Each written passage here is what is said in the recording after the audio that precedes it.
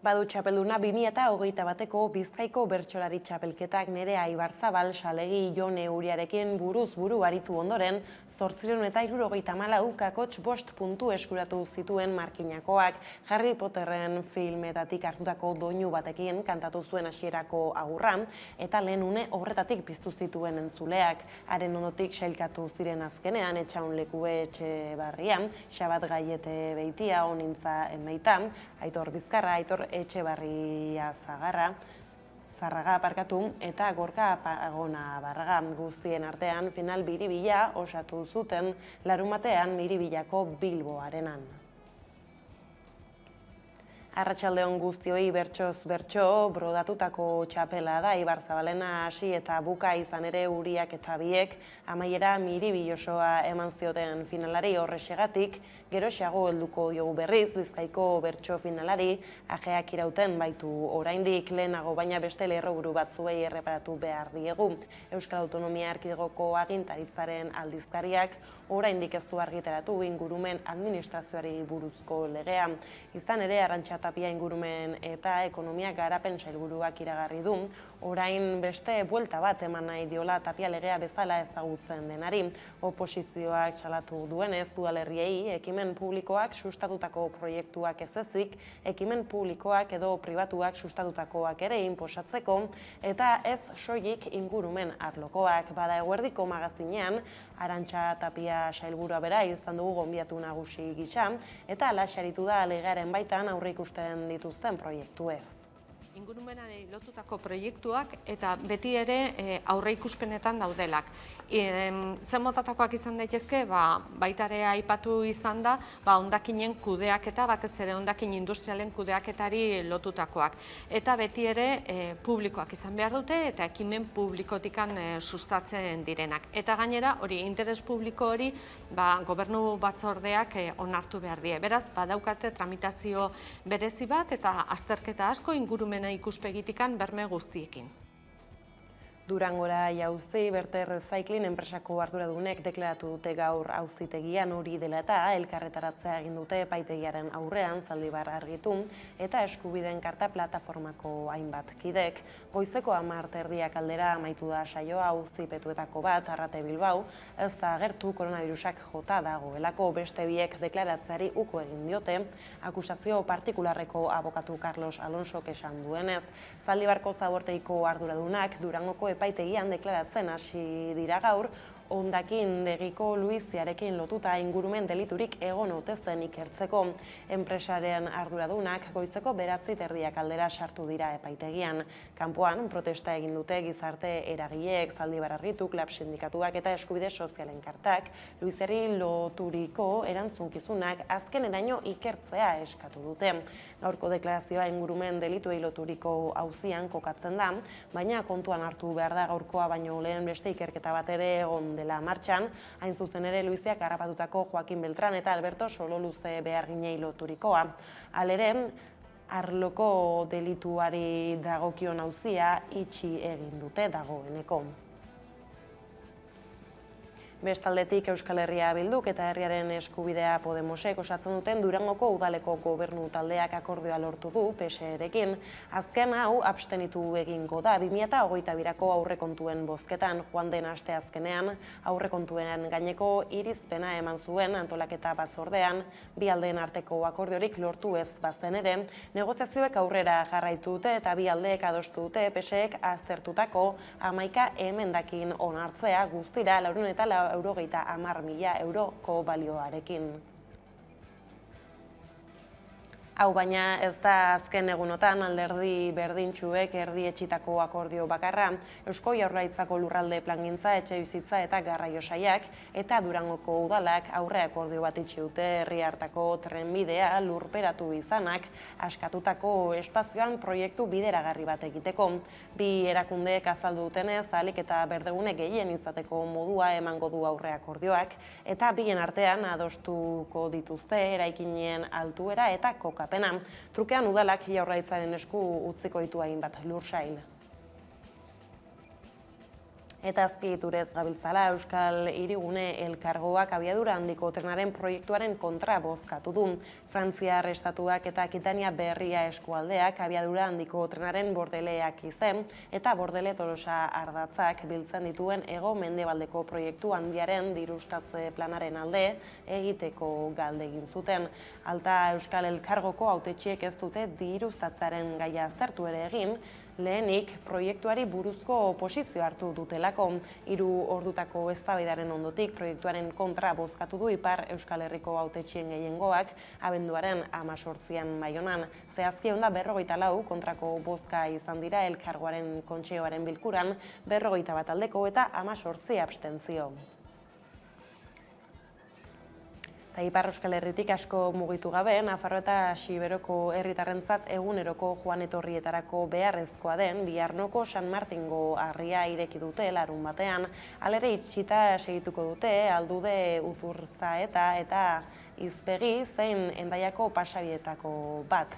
Frantziar barne ministroak Baiona bisitatu zuen abenduaren 11an, Euskal Herria gogorra astindu zuten eurite eta uholdek utzitako kalteak aztertzeko.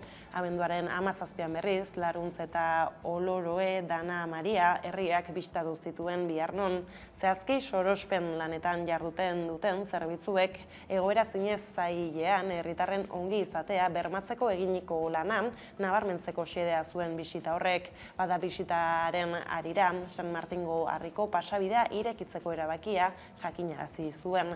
Hala Biarnon kokatutako pasabideaz bai, baina itxita jarraitzen duten beste inguruan ez duen ezer ez esan. Eguneko lerroburuekin bukatzeko ordea nazioartera begira Gabriel Boric Ezkerreko diputatuak irabazitu Txileko presidentetzarako hauteskundeak. Txiletar guztien presidentea izango dela, itunak herritar guztien artean egin behar direlako eta ez 4 pareten artean esan du bart Gabriel Boric Ezkerreko hautagaiak Santiagon eginiko ospakizunetan. Apruebo Dignidad koalizioaren garaipena ospatzeko milaka txiletar atera dira gainera kalera. Aurretik jende asko atera da botoa ematera ere, atzokoa bezalako parte hartzerik ez baitzuten herrialdean 2011 urtetik. Izan ere urte horretatik aurrera ez da derrigorrezkoa izan botoa ematea. Ikusmin handia zegoen herrialdean eta munduan Jose Antonio Kast ultraeskuindarrak hauteskundeen lehenengo itzulia irabazi zuelako eta Txilen normalean lehenengoan jabetzen dena nagusitzen ohi delako bigarrenean ere, baina azkenean eskuindar bat presidentetzan edukitzeko sorturiko beldurrak bozkatzera eraman ditu txiletarrak eta presidentetza eman diote 35 urteko Boriki. Ia 2 mendean Txilek izan duen presidenterik gaztena izango da. Diskurtsoa feminismoaren eta gastu publikoaren inguruan eraiki du Borikek eta besteak beste klima larrialdiari lehentasuna emataren aldekoa da, programa sozialdemokrata bat aurkeztu duelarik. Bada asteleneko lerroburuak horrela heldu diezaiogun eguneko argazkiari Nerea Ibarzabal Salegik irabazi du Bizkaiko bertsolari txapelketan, lehenengoz Jone Uriarekin buruz burukoa jokatu ondoren. Final bizia izan da eta 8 bertsolariek ale politak utzi dituzten, ikus ditzagun jarrian larunbateko saioak utzitakoak. Gure etxeko andre guztiak nahi nituzke oratu, egoerarik gogorrenetan ez direnak ondoratu. Bizikidei bertxokidei bihotzetik 5 olatu, badago nundik jasoa eta badago zer geroratu. Muga kartzela arresi ibai, galerak zelan kontatu,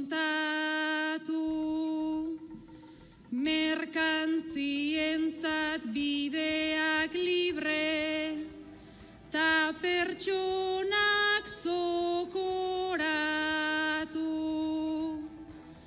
baina itzarrik eusten gaituzten, ideia oiei oratu, hormak igatu daitezkelako, ta arrakalak loratu.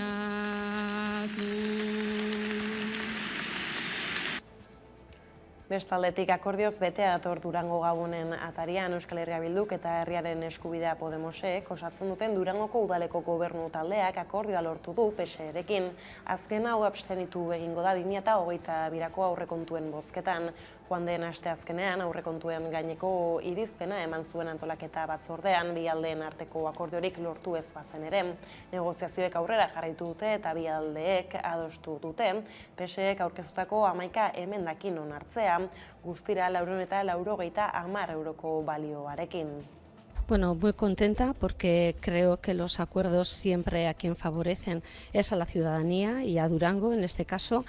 Y bueno, agradecida a todos los que hemos estado intentando llegar a este acuerdo y hemos trabajado para que sea posible. Era berean Eusko Jaurlaritzako lurralde plangintza, etxebizitza eta garraio sailak eta Durangoko udalak aurre akordio bat itxi dute herri hartako trenbidea lurperatu izanak askatutako espazioan proiektu bideragarri bat egiteko. Bi erakundek azaldu dutenez ahalik eta berdegune gehien izateko modua emango du aurre akordioak eta bien artean adostuko dituzte eraikinen altuera eta kokapena. Trukean udalak Jaurlaritzaren esku utziko ditu hainbat lursail.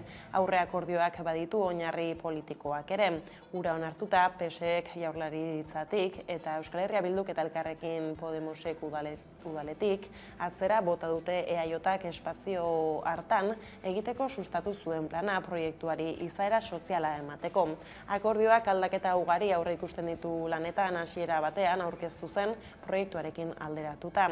Besteak beste eren bat murriztuko da eremuaren eraikigarritasuna eta bi erakundeen artean adostuko dute eraikinen tipologia. Murrizketa horien truke Durangoko udalak hainbat lursail utziko ditu Eusko Jaurlaritzaren eskuetan. Jaurlaritzak berriz uko egingo dio eremuan lurpeko merkataritza galeriaren bigarren fasean eta ekipamenduetarako eraikitzeari eta udalaren esku utzi du trenbide zaharraren trazadura ark izango baitu eremura urbanizatzeko ardura.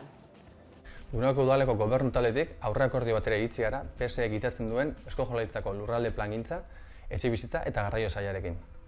Negoziaketa luzeak izan dira, baina dagoeneko badaukagu Durangon etorkizunera begira munarri izango diren hainbat proiekturako oinarriak.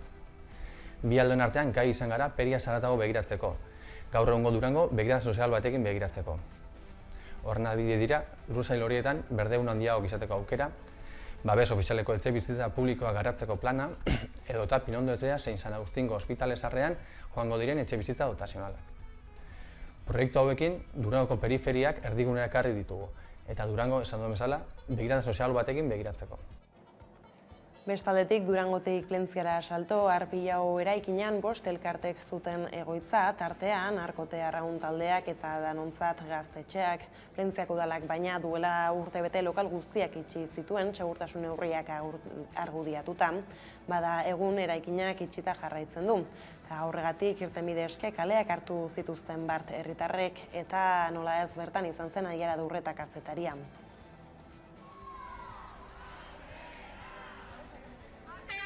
Arpilau bizirik plataformak protesta deitu du bart Plentzian.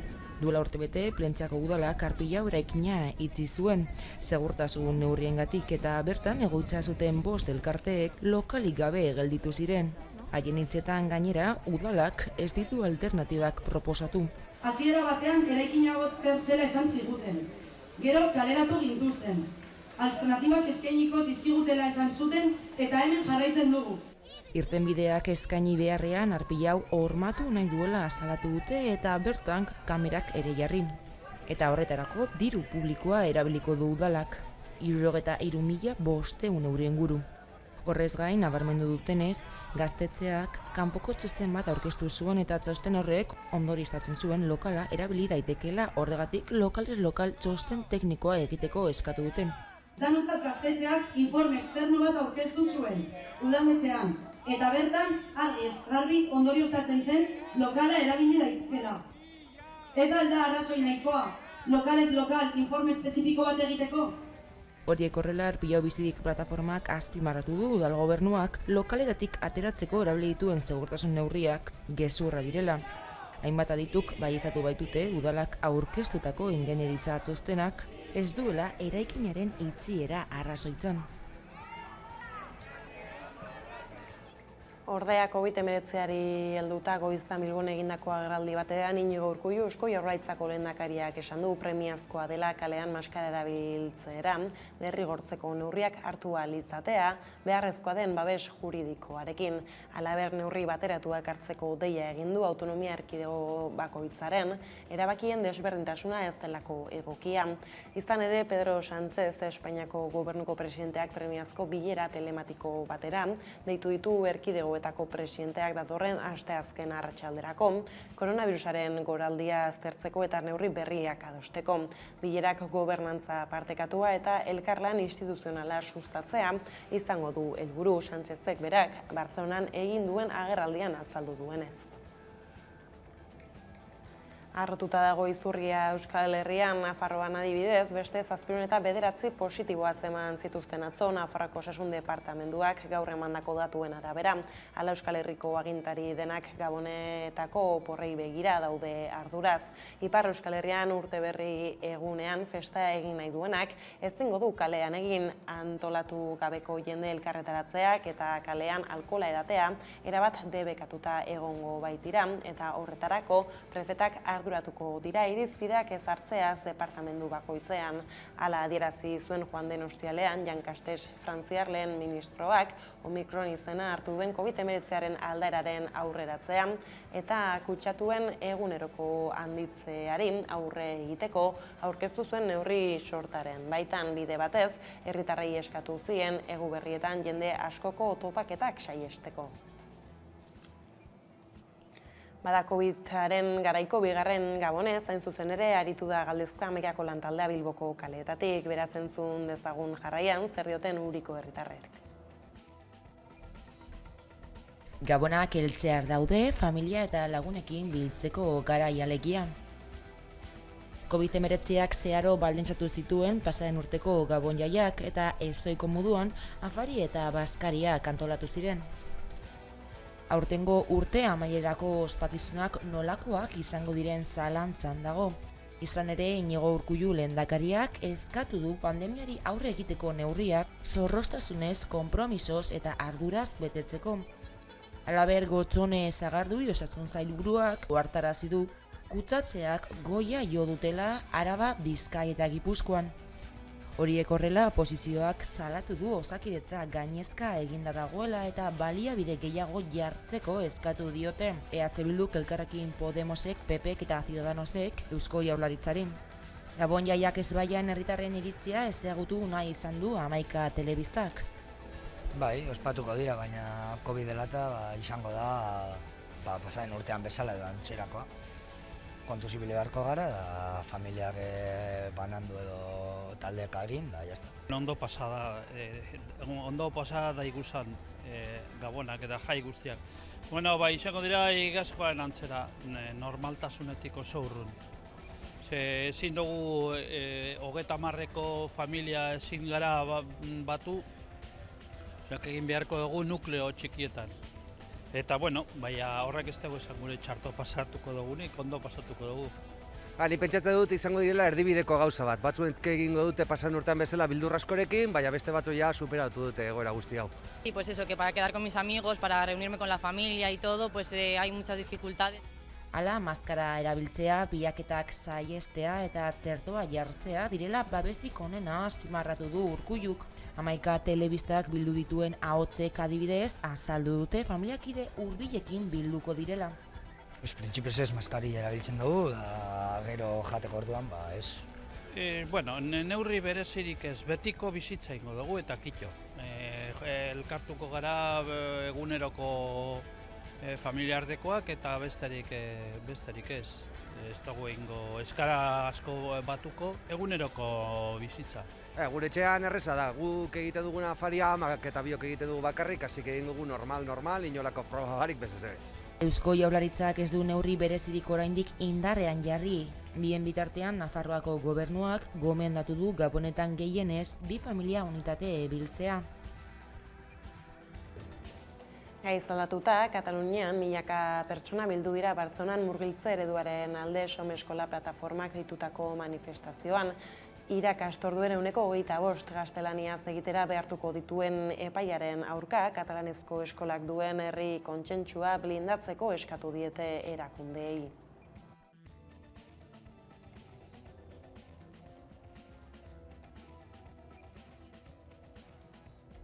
Estem davant d'una ofensiva del nacionalisme espanyol que vol utilitzar les escoles catalanes, vol utilitzar el futur dels alumnes catalans i catalanes.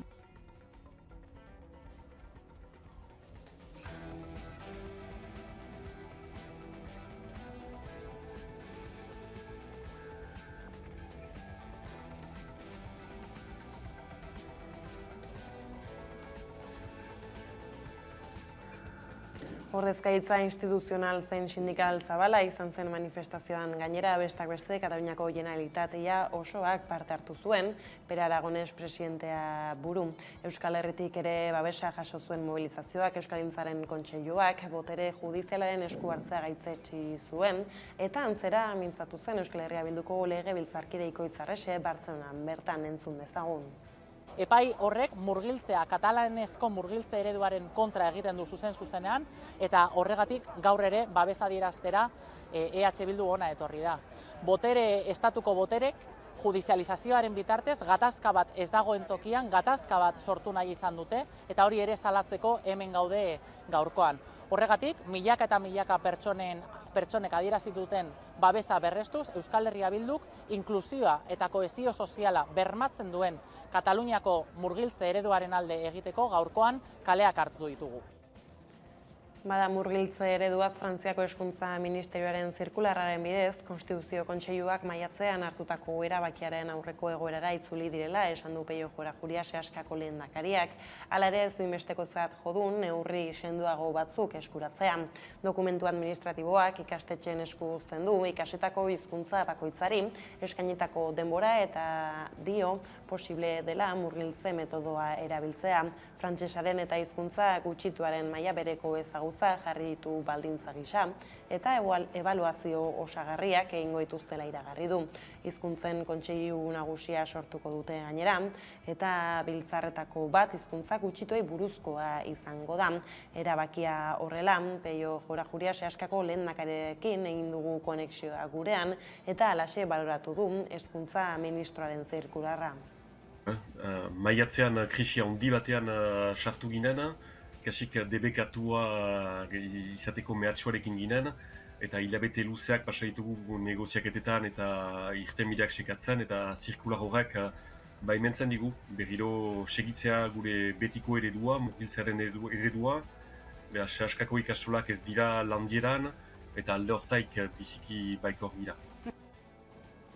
Horrez gain, Euskal Herritarren erabakitzeko eskubidea aitortzeko eta gauzatzeko bidean gure eskuk Arantzazuko santutegira eraman du bere aldarrikapena. Esparru askotariko pertsona esanguratsu elkartuta, adierazpeneko buru jabetzarako bidean jauzi bat ematea herritarren esku dagoela esanez. Gure etorkizun erabakitzeko prozesu bat lantzeko, adosteko eta sustatzeko beharra aldarrikatzen dugu. Gaur Arantzazun bildugaren herritarrok norberak bere alorretik gure alea jartzeko konpromisoa erakutsi nahi dugu, eta era berean erronka honi eusteko dei egin nahi diogu gizarte osoari. Eragilei dei egiten diegu norabide honetan inplikatu daitezen. Erakundei herritarron borondatea aintzat hartuz, erabakitzeko eskubidea instituzionalizatu eta lege bilakatzeko konpromisoa har dezaten.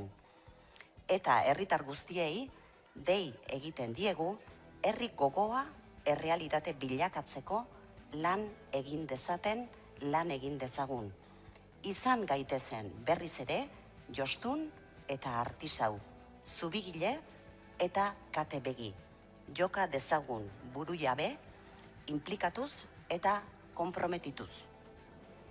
Gurera etorrita berriz, kalitatezko edukiak bermatu eta erronka berriei aurre egiteko, zure babesa behar du Hamaika Telebistak, horretarako sortu dugu Hamaika Fundazioa, eta bat izan Hamaika egin kanpaina jarri dugu martxan setasun guztiak emateko. Iñaki Uria Hamaika Telebistako zuzendaria izan da eguerdiko magazinean, eta alatxe aritu da kanpainaren helburuez. Batetik, proiektu ditu Hamaikak, proiektu asko, bertan gabiltzan lankideen artean gogoa eta asmoak asko dira, eta nahi duguna da proiektu horiek gauzagarri egitea.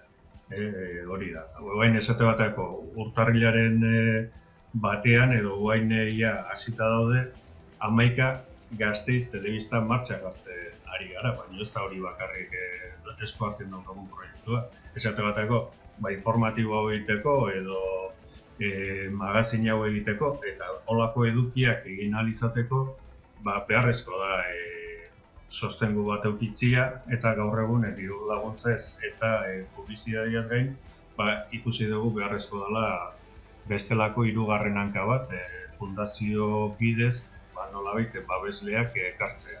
Euskarazko eduki interesgarriak eta gertukoak eta eukitzeko ikusi dugu importantea. Hamaika Fundazioaren babesle egin nahi duzu? Sartu hamaika.eus bat izan Hamaika egin orrialdera eta osatu formularioa. Oso erraza da. Zein ekarpen egin nahi duzun aukeratu ondoren, eskatzen diren datu pertsonalak jarri eta baldintza legalak onartu besterik ez duzu egin behar. Hamaika Telebistako informazioa jaso nahi izan ezkero, onartzen dut Hamaika Telebistako informazio komertziala jasotzea ere klikatu eta bidali. Telebista ezberdin bat egitea posible delako. Bat izan, Hamaika egin.